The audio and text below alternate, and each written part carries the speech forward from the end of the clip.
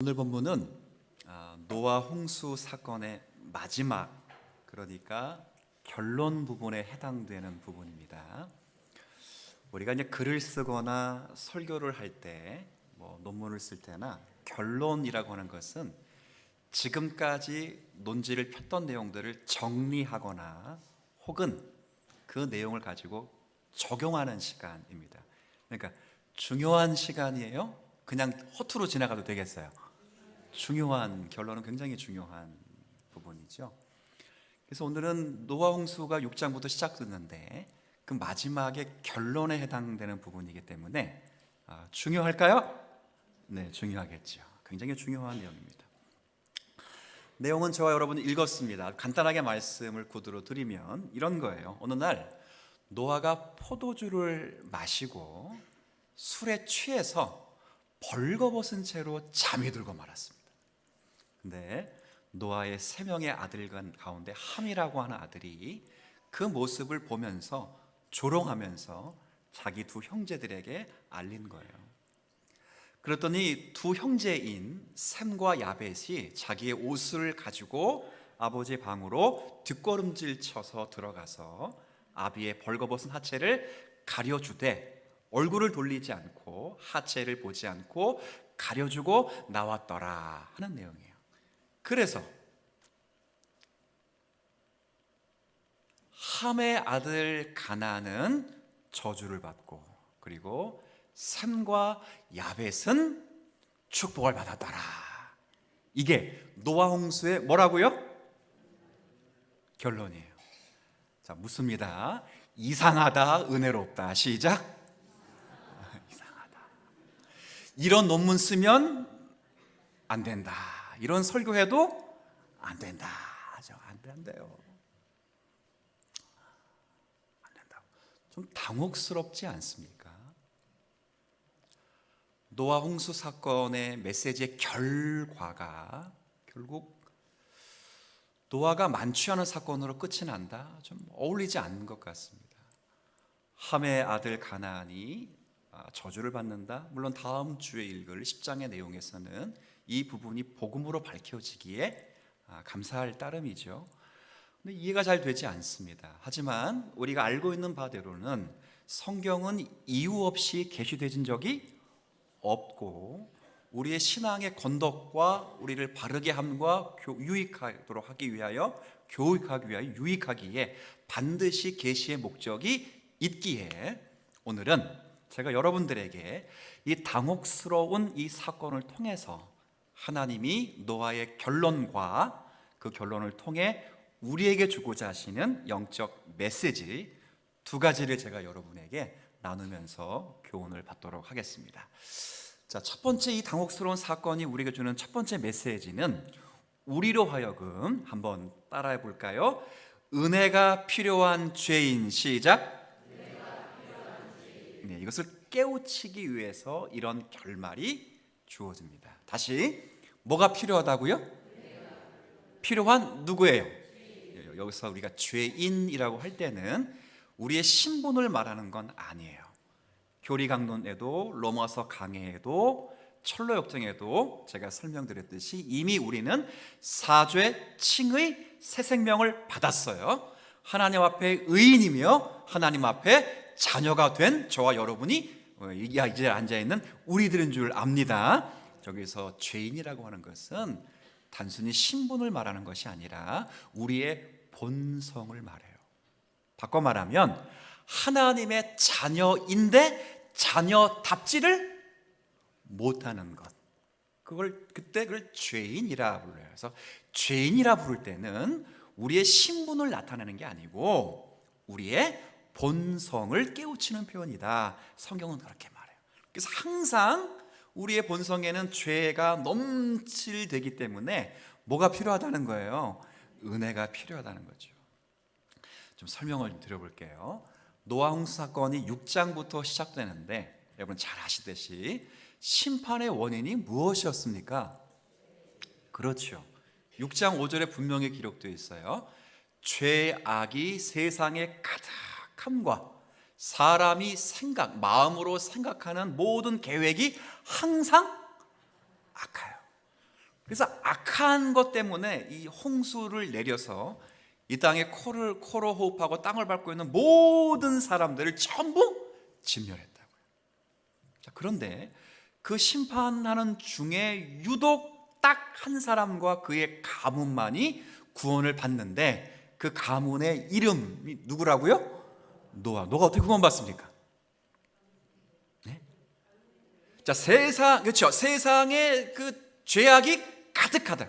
사람이 생각하는 것이 항상 악하다. 여기 사람은 믿지 않는 사람만이 아니에요. 제가 그날 강론해 드렸듯이 셋의 후손인 여호와 이름을 부르는 모든 사람들도 다 악하다고요. 근데 어떻게 노아가 구원을 받았습니까? 아까 조금 전에 우리 집사님 말씀하신 것처럼 뭐 때문에요? 그러나, 그 다다음 절에 있잖아요. 그러나 쉼표 딱 찍고 노아는 뭘 입었더라? 은혜를 입었습니다. 노아가 믿음이 좋아서 구원받은 게 아니고요, 노아가 실력이 좋아서, 노아가 성실하게 살아서 구원받은 게 아니라고요. 노아 자체 자연인으로 말할 것 같으면 노아도 사람들처럼 생각하는 것이, 그 마음의 계획이 항상 악할 수밖에 없다. 근데 그가 구원을 받은 이유를 꼽으라면 하나님의 뭐요? 은혜예요. 은혜로 구원받았어요. 그래서 노아의 홍수 사건의 핵심적인 메시지는 간단합니다. 한 번만 더 따라해 주세요. 죄로 인한 심판, 은혜로 인한 구원. 이게 두 가지예요. 다시, 뭐 때문에 심판받았어요? 어떻게 구원받았어요? 자, 제가 하면 돼요. 심판, 죄, 구원, 이걸 잘 보여주는 게 노아 홍수 사건이에요. 그리고 오늘 본문은 노아가 만취한 이 사건이 노아 홍수의 핵심적인 메시지를 잘 나타내주는 아주 시적절한 그런 사건입니다. 노아가 포도주를 마시고 만취해서 벌거벗고 잠이 들었다 하는 것은 당대의 의인으로 평가받은 노아조차도 하나님의 뭐가 아니면, 은혜가 아니면 언제든지, 그리고 얼마든지 방금 전에 심판받아 죽었던 모든 사람들처럼 타락할 수밖에 없고, 그리고 방탕할 수밖에 없다는 사실을 드러내주는 거예요. 오늘 우리가 읽었던 본문에 보면 21절에 노아가 포도주를 마시고 취하여 그 장막 안에서, 그 다음 뭐라고 되어 있냐면 벌거벗은지라 라고 되어 있어요. 근데 이 단어가 어디에 나오는 단어냐면 아담과 하와가 범죄하고 나서 자신이 부끄럽다는 것을 하나님 앞에서 발견했어요. 그렇죠? 그래서 뭘로 가렸습니까? 나뭇잎으로 가렸어요. 근데 그 앞에 하나님 앞에 부끄럽다라고 하는 그 단어가, 여기의 단어와 의미가 똑같은 단어예요. 그러니까 죄악의 실상이 낱낱이 드러났다는 거예요. 그러니까 나뭇잎으로 가렸어요. 인간이 마련한 나뭇잎으로 가렸는데 그것이 가려지지 않게 하나님이 다시 가죽으로. 막 무슨 말이에요? 은혜를 덮어주지 않으면 인간은 부끄러운 수치를 그대로 나타낼 수밖에 없는 그런 존재라는 사실을 명확하게 말씀해 주는 거예요. 그래서 이런 진리는 앞으로도 계속해서 구약 성경에 이어지는 진리로 나타납니다. 여러분, 시편 32편에 보면 1절에 다윗이 이렇게 노래를 해요. 허물의 사함을 받고 그 죄의 가리움을 받은 자는 복이 있도다, 이렇게 말합니다. 이게 누가 한 말이냐면 다윗이 한 노래예요. 다윗이 밧세바를 범하고, 그리고 밧세바의 남편이자 자신의 충실한 이 종이었던 군사였던 우리아를 죽인 다음에 하나님 앞에 철저하게 회개하면서 했던 기도입니다. 참회의 기도예요. 그때 1절은 하나님께로부터 주어지는 놀라운 용서의 복을 말하는데 거기에 이런 표현이 있어요. 죄의 가리움을 받은 자는 뭐가 있다고요? 복이 있도다라고 말했어요. 여기서 가리다는 말은 오늘 본문에 23절에 똑같은 표현이 있어요. 자, 제가 같이 한번 읽어볼 텐데, 가리다는 말이 여기 어떻게 똑같은 표현으로 번역되는지 같이 한번 읽습니다. 시작. 샘과 뒷걸음쳐 들어가서 그들의 아버지 하체를 덮었으며 그들이 얼굴을 돌이키고 보지 아니하였더라. 아멘. 자, 여기서 가렸다는 말이 나왔어요, 안 나왔어요? 어디 나왔어요? 그렇죠. 그냥 우리말로는 안 나왔죠. 근데 나왔어요. 어디 나왔다고요? 덮었다는 말과 똑같은 말이에요. 덮었다.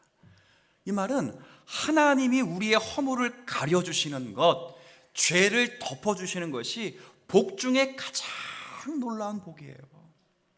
오늘 여러분들이, 저와 여러분들이 여기 앉아 오셔서 하나님 감사합니다 그렇게 하셨죠? 근데 여러분 한 주간 동안 받은 은혜 가운데 가장 놀라운 은혜와 복은 뭘까요?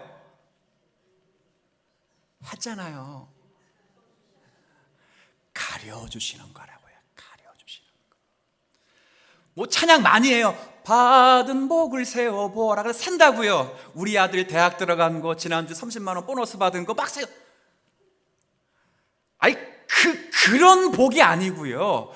복 중에 제일 좋은 복은, 최고의 복은 지난주에 우리가 지었던 모든 죄를 하나님이 가려주셔서 이 아침 여기에 나와 예배할 수 있는 겁니다. 죽일 수 있었잖아요. 틀려요? 죽일 수 있었잖아요. 물로 온 세상을 다 죽였다고요. 다 죽이셨다고요. 죽일 수 있었잖아요. 근데 하나님 뭐 해주셨다고요? 덮어주셨다고요.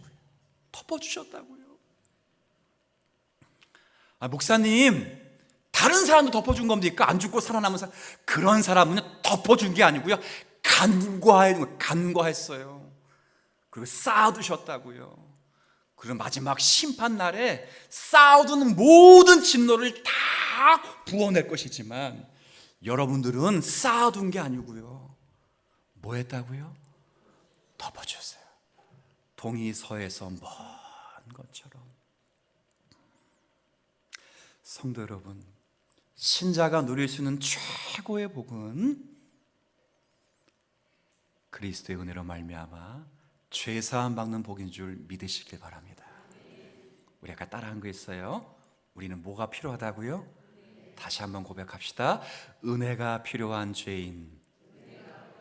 은혜가 필요해요. 정말 은혜가 필요해요. 제가 여기 오늘 설교할 수 있었던 궁극적인, 근본적인 이유는 뭘까요? 덮어주셨어요. 덮어주셨어요. 하나님이 저를 덮어주시지 않는다면 제가 어떻게 여기서 설교할 수 있겠습니까? 여러분들이, 하나님께서 여러분들의 죄를 덮어주지 않으셨다면 저와 여러분들이 어떻게 다 속어 한 번만 써볼게요. 까발리시고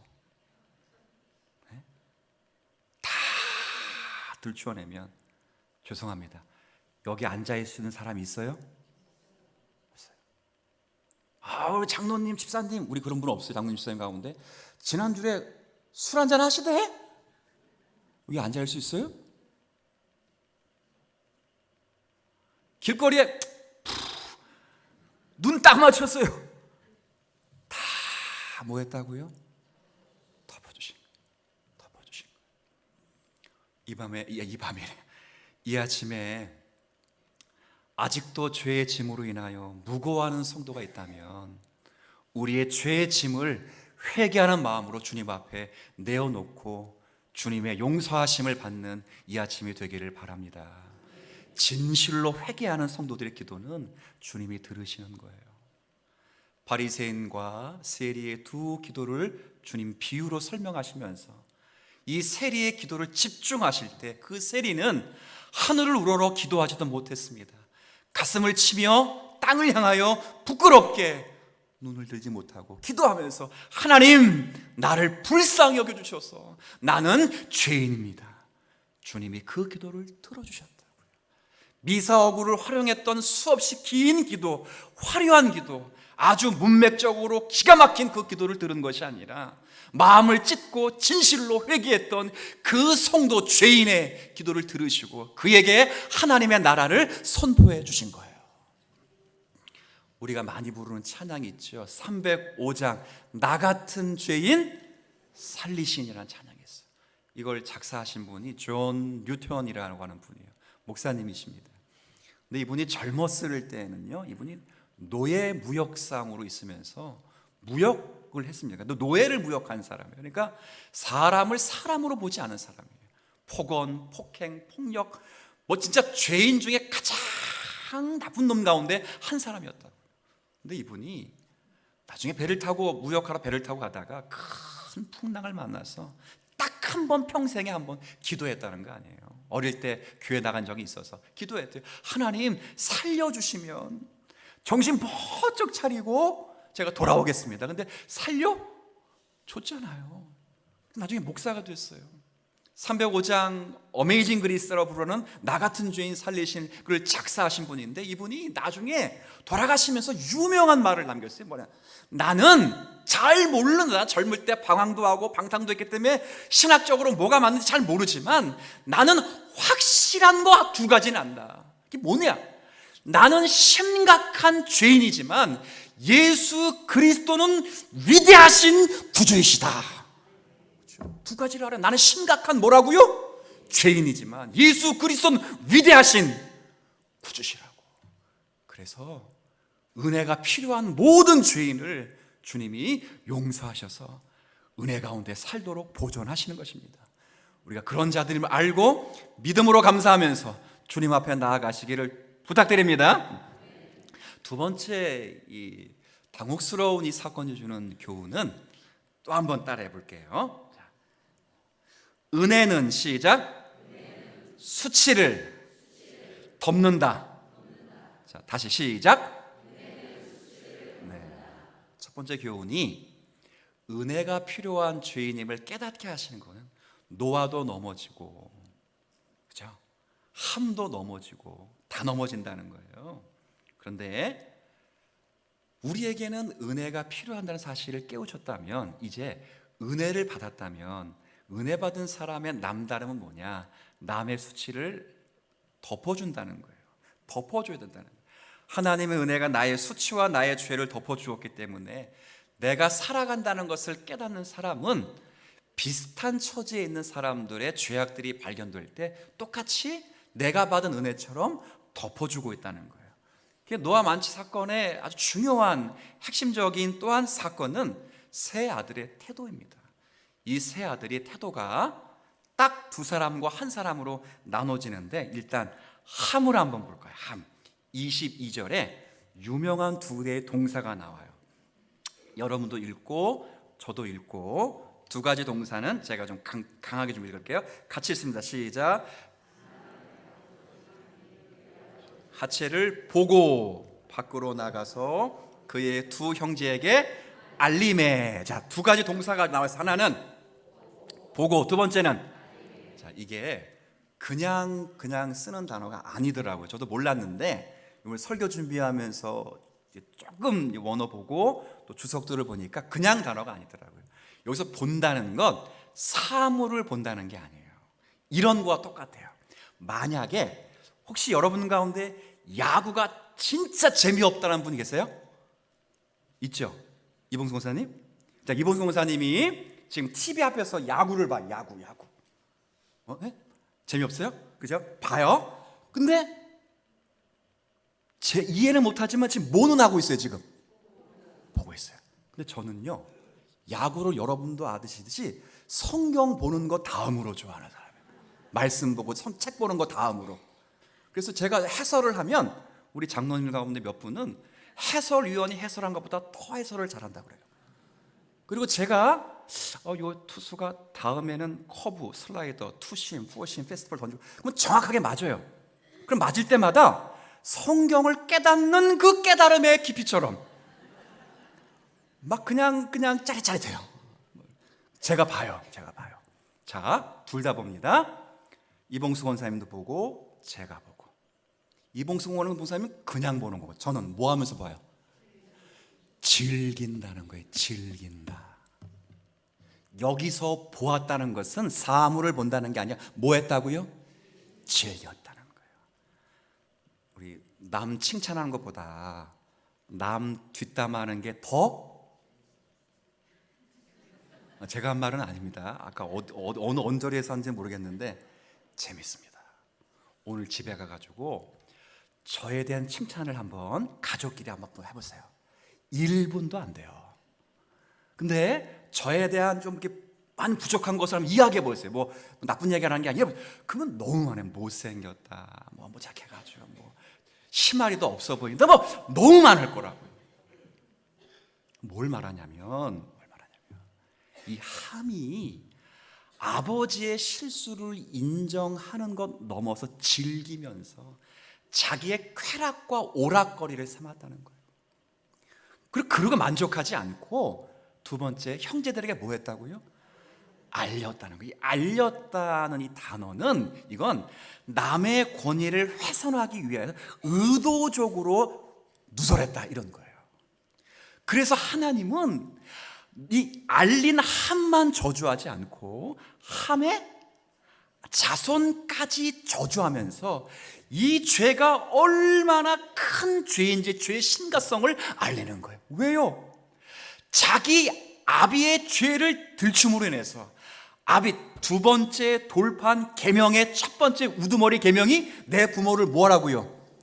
이 공경하라는 말은 하나님에게만 쓰는 표현이거든요. 인간에게 처음으로 쓴 단어가 부모예요. 그래서 부모를 공경하면서 하나님을 공경하며 경외하는 법을 작정하시고 세우고자 하시는 하나님의 의지를 훼손한 이 함을 저주하되 함의 후손까지 함께 저주함으로 그 죄가 하나님의 공의로운 질서를 얼마나 크게 훼손했는지를 깨닫게 하시기 위해 하나님이 정죄하시는 거예요. 얼마나 큰 죄입니까?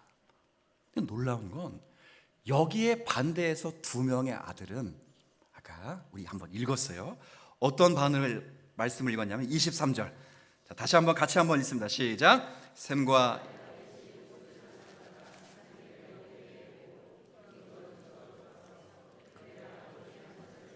아멘. 여기까지. 뭐 했다고요? 그렇죠. 덮었다고요. 이들은 함을 통해서 아버지의 엄청난 실수에 대해 들었습니다. 그러나 뒷담화하면서 조롱하지 않았습니다. 부모를 공경을 통해 하나님의 공경을 배우도록 하시는 하나님의 섭리가 깨질까 봐 부모를 사랑하고 존경하는 마음을 그대로 담고, 이 아버지의 실수는 인정했지만 여전히 아버지를 존경하라고 하는 그 계명은 우리의 본성 가운데, 우리의 마음 양심 가운데 새겨주신 도덕법이기 때문에 그 수치를 보고 뒷걸음져 들어가서 그 하체를 다시 한번 뭐 했다고요? 덮었다고요. 가려주었다고요. 나도 얼마든지 동일한 실수를 범할 수 있다는 사실을 깨닫고 똑같이 죄를 지을 수 있다는 경각심으로 자기를 돌아보면서 그 죄를 덮어주었다는 거예요. 이게 뭐냐면 그것이 하나님의 은혜로 옷 입고 사는 성도들의 남다른 삶의 방식입니다. 신약은 이제 이것에 대해서 더 판명하게 말씀을 하는데요. 제가 갈라디아서 6장 1절 말씀을 적어왔어요. 앞에 보시고 읽으시면 됩니다. 같이 읽습니다. 시작. 드러나거든 신령한 너희는 온유한 심령으로 그러한 자를 바로잡고 너 자신을 너도 시험을 받을까 두려워하라. 아멘. 자, 우리 저기 빨간 글씨만 붙여 읽으십시다. 시작. 자, 일단 교회 공동체 안에 심각한 범죄가 생기면 일단 무작정 덮으라는 게 아니에요. 먼저는 뭐 해야 된다고요? 바로 잡아야 돼요.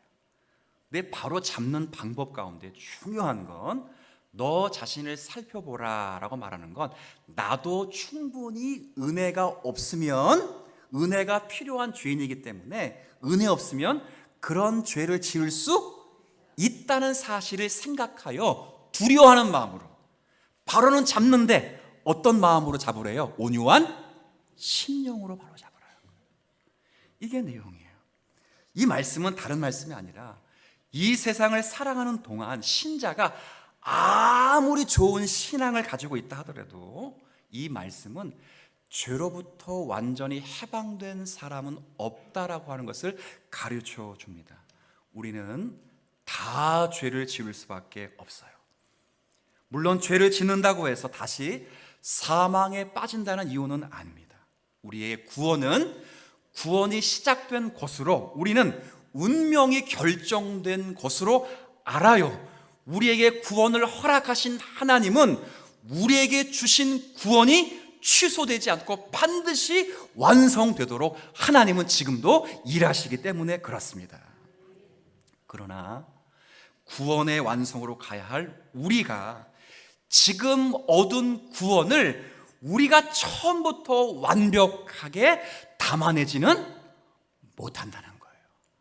매 순간 완전하지 못한 것이 드러나도록 하나님이 우리를 경륜하시고, 그렇게 완전하지 못한 것이 드러남으로 말미암아, 아까 첫 번째 따라한 게 있어. 우리는 뭐가 필요하다고요? 은혜가 필요하다는 것을 절감하여 그 은혜를 붙잡고 하나님을 의지하는 성도가 되도록 하기 위하여 어떤 성도도 어떤 목회자도 매 순간을 완전함으로 채워 하나님은 일하시지 않겠다는 거예요. 그게 노아 홍수에서 살아남은 노아가 포도주를 마시며 만취 사건으로 벌어진 죄로 인한 그 결과가 우리에게 알려주는 사실이에요. 여전히 성도는 실패하는 과정을 겪어서 완전으로 나아갑니다. 그렇게 열심히 노력하여 더 나은 경지로 가야 하는 것은 사실이지만, 어떤 측면에서 보자면 결함이 있고 모자란 부분을 감수해야 돼요. 제가 예전에 한번 예를 들어 드렸잖아요.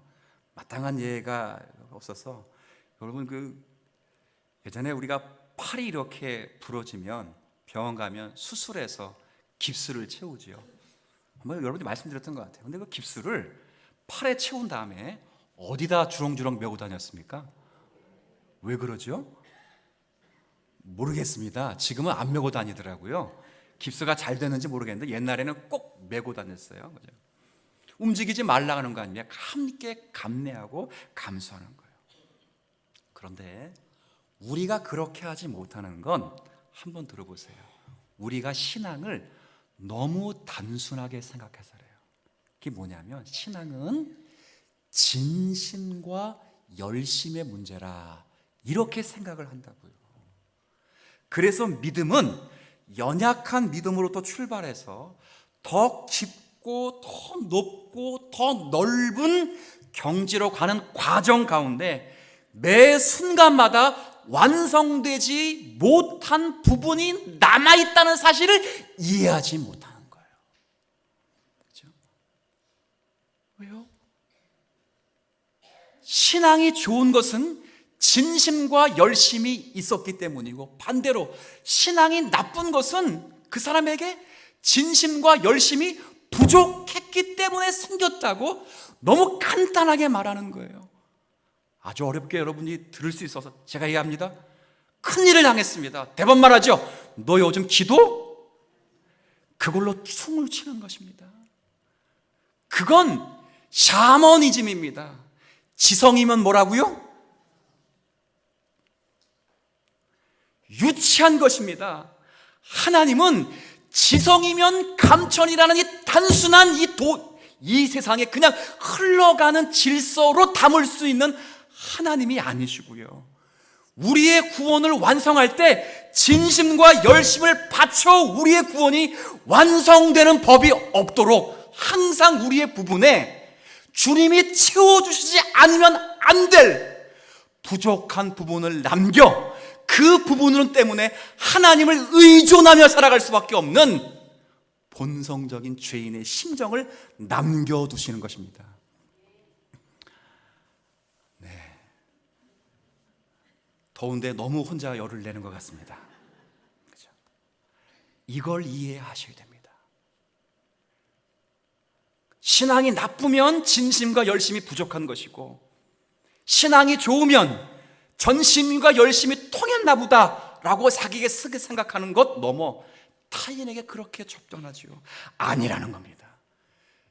진심과 열심으로 하나님을 만족시킬 사람이 노아 홍수 사건 이후에 의만 남았던 노아만 남았어도, 노아도 진심과 열정으로 하나님을 만족시키지 못했다고요. 그도 뭐가 필요하다고요? 은혜가 필요한 죄인이었다고요. 다 넘어졌다고요. 다 넘어졌다고요. 그 간격을 하나님이 채우신다고요. 노아도 넘어지고 함도 넘어지고, 산과 야벳은 여기 좋은 일 나왔으니까 안 넘어졌다는 얘기입니까? 11장을 가보시죠. 모든 인류가 또 한 번 다 넘어집니다. 그러나 하나님은 이런 일을 데리고 당신께서 역사하실 구원의 완성을 향하여 반드시 이루시는 자리에까지 그들을 경륜하여 세워가시는 창조주이시자 구원주 하나님이심을 믿으시길 바랍니다. 그거예요. 그래서 성경은 늘 말합니다. 로마서 14장을 한 번 더 읽어볼게요. 앞에 띄워놨어요. 빨간 글씨를 좀 더 강하게 읽으면 돼요. 시작.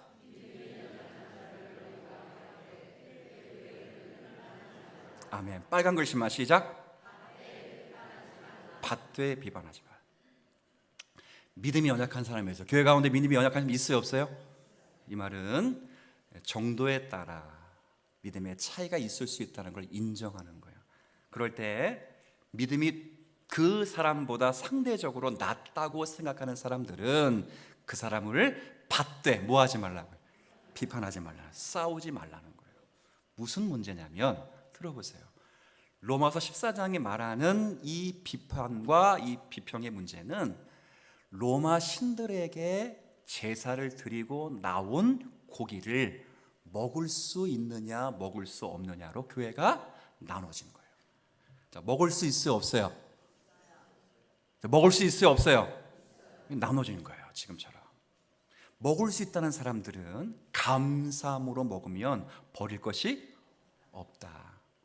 그거 우상, 원래 없는 존재다. 만약에 없는 존재에게 바친 거 우리가 안 먹으면 우리가 있는 거라고 인정하는 꼴이 된다. 그냥 먹어도 된다는 거예요. 설득력이 있어요, 없어요? 있죠. 근데 먹지 말라는 건 그래도 귀신에게 제사한 거다. 그러니 나는 귀신의 잔과 하나님의 잔을 함께 마시지? 자, 누가 맞고 누가 틀렸어요? 다 똑같아요.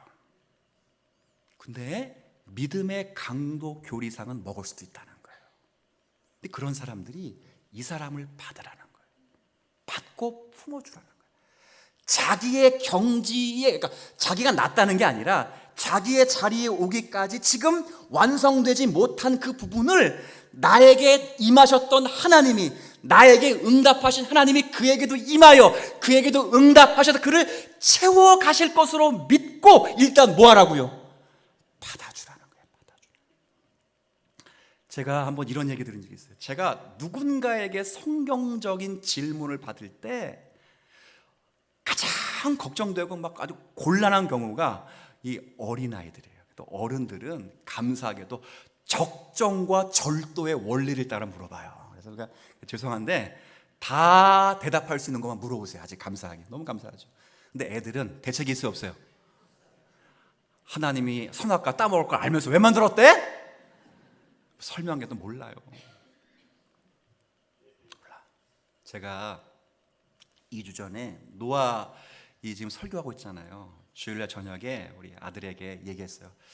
노아 홍수 사건 쭉 이야기하니까 아들이 내용을 쫙 듣더니 한마디 딱 하는 거야. 아빠, 저는 노아의 홍수 사건하고 그죠?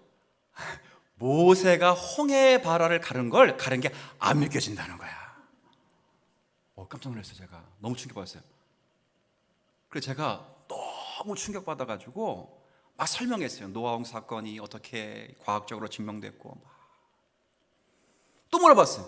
이래도 안 믿어? 절대 안 이해가 안 된다는 거예요. 너무 충격받아가지고 제가 물었어요. 야, 너 그러면 예수님이 너의 죄를 위해 십자가 죽은 거 믿어? 믿는데. 아멘. 그러면 예수님이 너의 죄에서 널 구원하시기 위하여 의롭게 하시기 위해 너가 3일 만에 부활하신 우리의 구원자를 믿어 그랬더니 또 아멘. 근데 그래? 그럼 이걸 왜 못 믿어? 또 설명했어요. 이대로 믿어지냐? 이해되냐? 했더니 모르겠대. 그저 그랬어요. 야, 이 새끼야, 어른 되면 믿을 거야. 나도 이해가 안 됐어. 그러나 하나님이 이해가 안 된 나를 인내하시고 이 은혜가 필요한 죄인임을 알고 지금까지 받아주셔서 나를 키워가시고 양육하셨기에 그걸 믿을 수 있는 사람이 되었어. 지금 너가 이해가 안 된다고 포기하지 마. 하나님이 나를 붙들은 것처럼 너 아들 너도 붙들어. 네가 내 나이가 되면 나보다 더 훌륭한 믿음의 사람이 될 수 있을 거야. 하나님 그렇게 경륜하신다고요. 경륜하신다고요. 나는 왜 이렇게 진심인데 너는 이렇게 진심이 아니야. 이렇게 퉁을 쳐서 끝낼 문제가 아니라고요.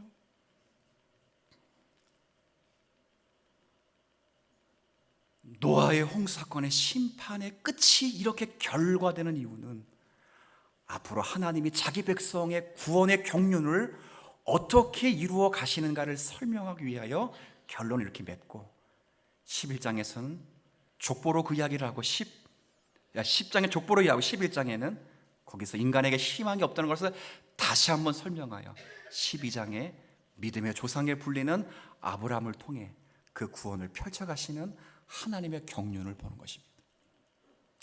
성도 여러분, 이 땅을 살아가면서 많은 사람들이 신앙을 너무 이상하게 이해하고 오해하는 것이 있습니다. 너 그것도 몰라? 그냥 무식한 놈 같으니라고. 너 뭐도 안 돼. 넌 도대체 기도 생활 어떻게 했길래? 응답이 안 되는 부분을 남겨두신다고요. 남겨두신다고요. 그래서 나는 은혜가 필요한 뭘 깨닫게 한다고요? 죄인이란 사실을 언제나 깨닫게 한다. 그러나 남겨둔 그 모자람을 하나님이 시간이라고 하는 섭리의 수단을 통해서 언젠가는 알게 하실 때가 있고, 그걸 과거에 모르는 걸 현재 알게 될 때도 여전히 미래에 알게 될 것을 현재 모르는 것으로 남겨두는 방식으로 하나님은 우리의 경륜을 이루어 가신다는 사실을 이해하실 수 있는 저와 여러분이 되기를 바랍니다. 한 주간도 그 구원의 경륜을 이해하면서 나는 여전히 은혜가 필요한 죄입니다.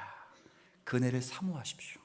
그리고 누군가에게 은혜를 받았다면 우리가 가지고 있는 단편적인 지식과 신앙의 내용으로 그들을 정죄하지 아니하고 주님께서 지금까지 나에게 역사하셨던 경륜의 방식을 차용하여 우리도 가려주고 덮어주어 하나님의 일이 그에게 이루어지는 그 순간까지 주님의 경륜하심에 우리의 모습이 담겨 있기를 희망하는 오늘의 말씀이 되기를 주의 이름으로 축원합니다.